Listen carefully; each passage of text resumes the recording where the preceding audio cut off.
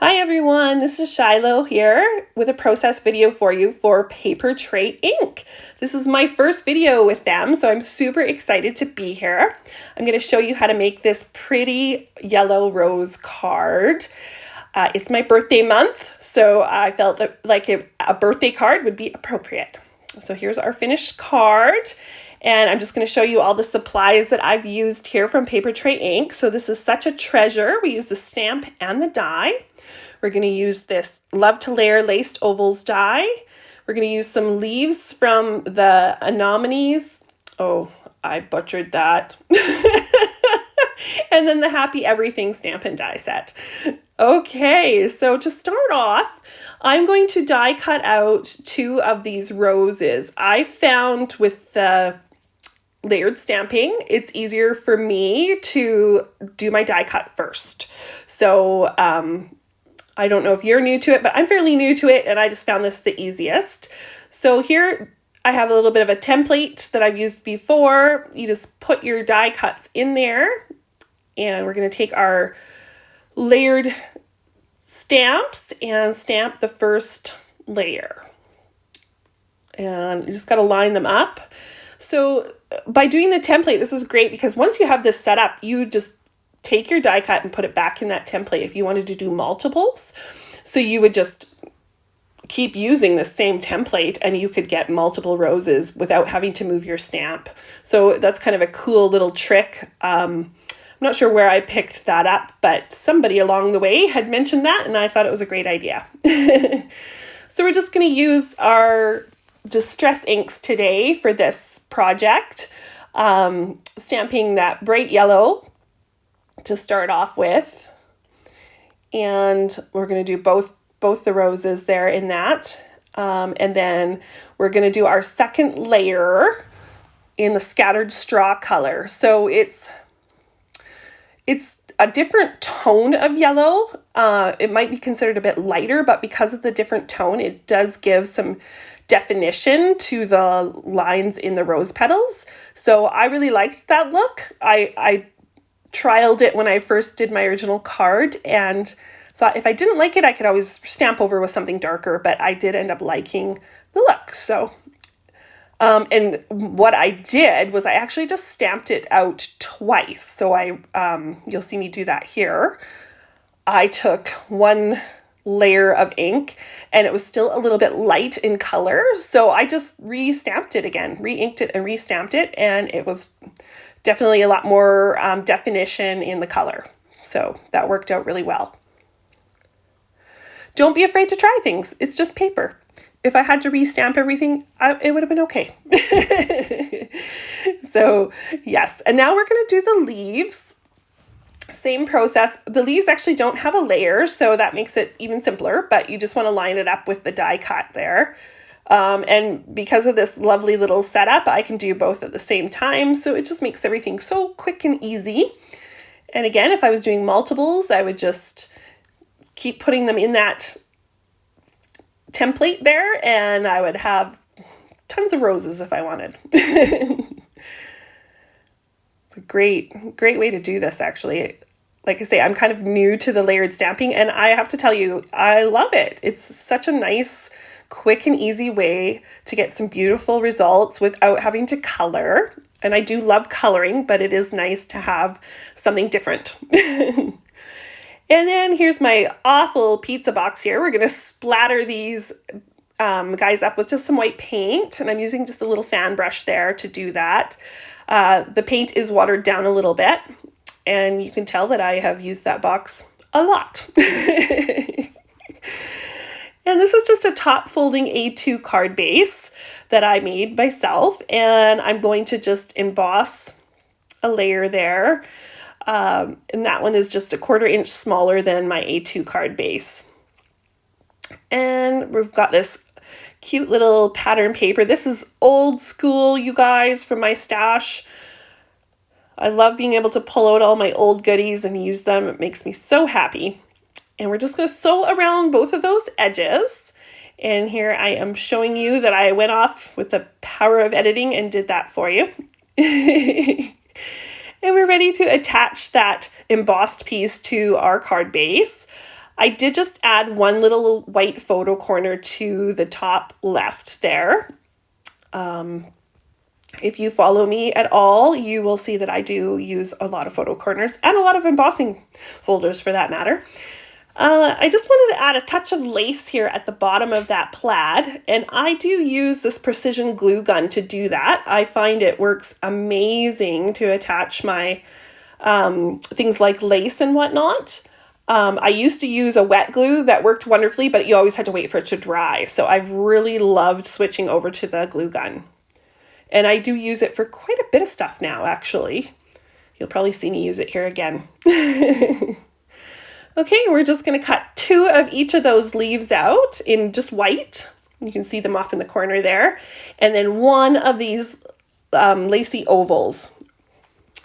And that was the smaller of the 2, which you could do either really. But I wanted lots of the pattern to show with the paper, so I did a bit of a smaller scale.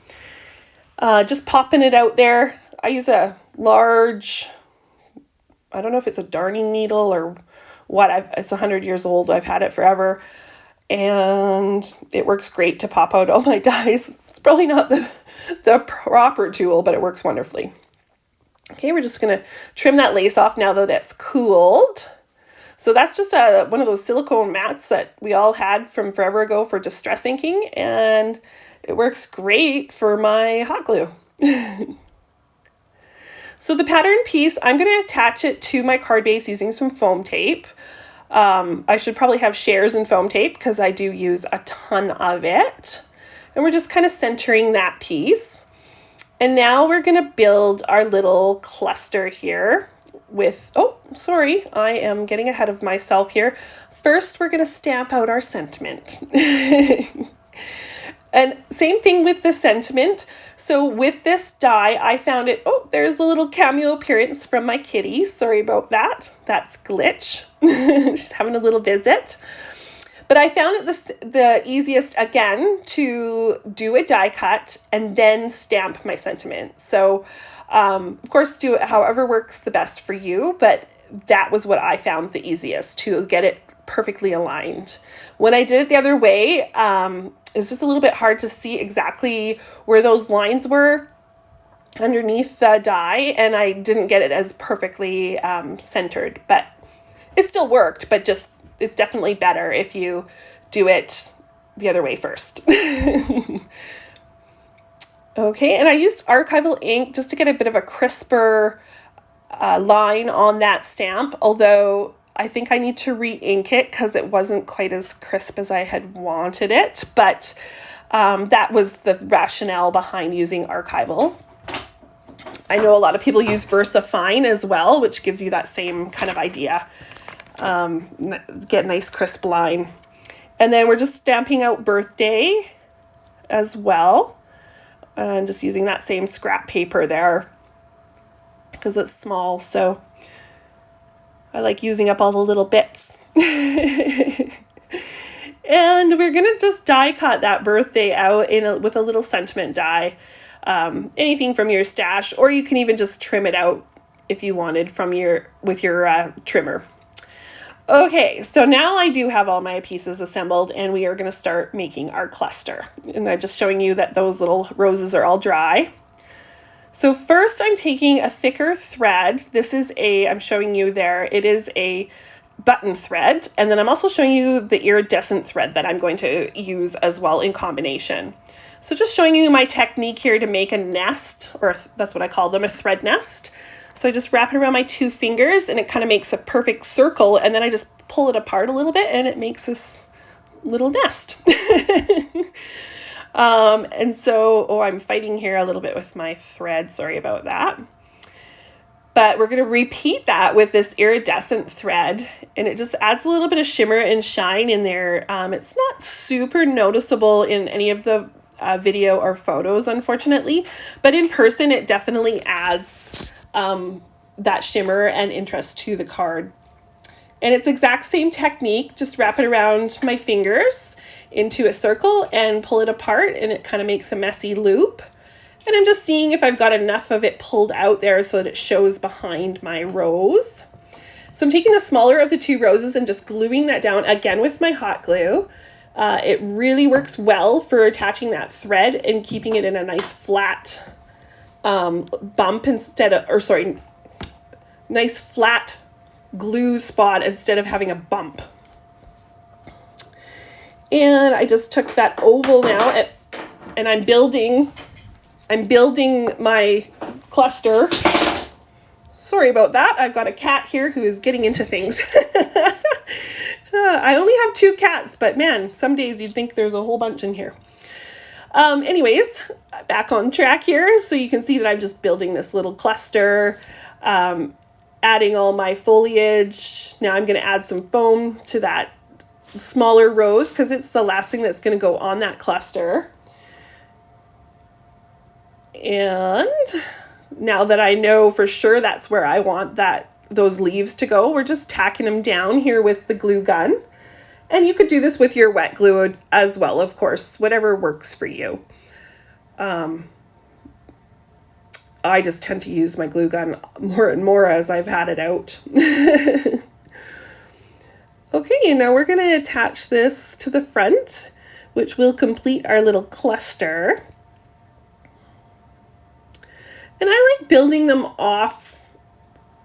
I don't know, I guess I do them both ways, but building it off gives you the opportunity to like do this here, to pop the whole thing up now. Because if I had built that on the card base, I would have had to kind of fight to get some of that foam underneath and whatnot. So this worked out really well, just to build it off to the side, and then I can attach the whole thing on foam tape.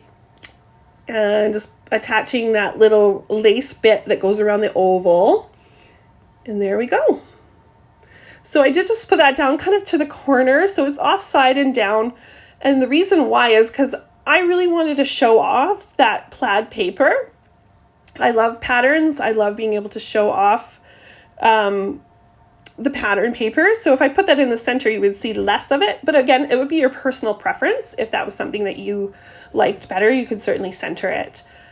And here I'm just attaching that happy, because it's got the loopies. I'm just using my little pen glue to attach the loops to that birthday piece. And then we're going to attach it now to the front of that cluster. And because one little piece of it's hanging off the side there where it would need foam tape, I've done both types of adhesive here.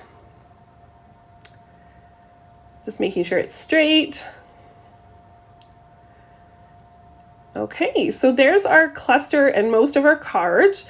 To finish it off, I just took some of these crystals. They have a flat edge on one side, and I'm going to attach them using my multi-medium. This is in matte. So I like that because I tend to put too much glue on all the time, but you can't tell because it dries clear and it's not shiny, so it doesn't take away from the bling that I'm attaching. And I apologize, my little pickup tool, the wax piece broke off, so I'm waiting for more to come. So I'm just using the little tip without the whole wand there. But it worked, thankfully. And there we go, we got all our bling on. So even though this has got a nice big cluster on the front and it looks very layered, it's actually quite simple to put together, as you can see. I really hope this inspired you to pull out all those Papertrey Ink products and create your own project. Thank you all for watching. Be sure to like and subscribe and hit that notification button. We'll see you next time.